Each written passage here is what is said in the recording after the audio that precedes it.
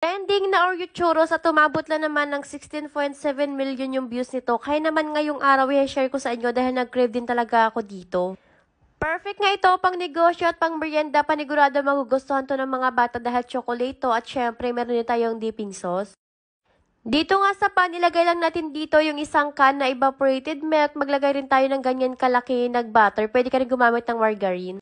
2 kutsara na asukal, asin at kaunting vanilla extract. Pakuluin lang natin to at patayin na natin yung apoy.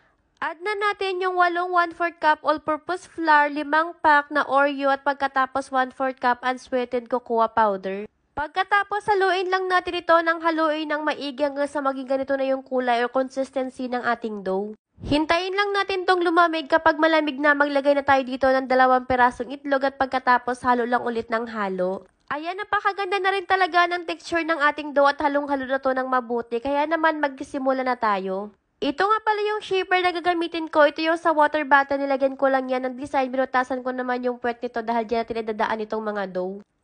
Ayan, ito na lahat ng ating churros dough. Kaya naman magpainit tayo ngayon ng mantika at kapag mainit na, magluto na tayo dito. Sobrang sarap talaga nito at sobrang perfect pang merienda.